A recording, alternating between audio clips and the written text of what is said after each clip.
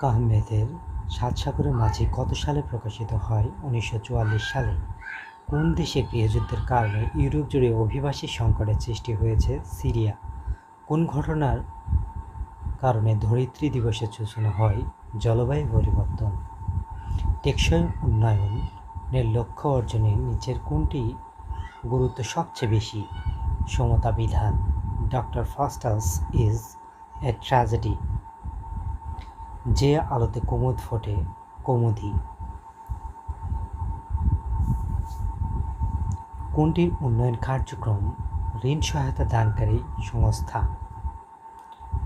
ইউরোপীয় ইউনিয়ন, এশীয় উন্নয়ন ব্যাংক, বিশ্ব ব্যাংক। সবগুলোই।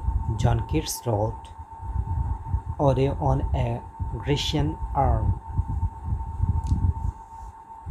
The passive form of the sentence "Who did the work?"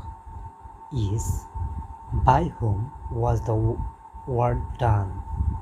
নিচের কোন প্রতিষ্ঠান বাংলাদেশের 21শে ফেব্রুয়ারি শহীদ দিবসকে আন্তর্জাতিক মাতৃভাষা দিবস হিসেবে স্বীকৃতি প্রদান করে?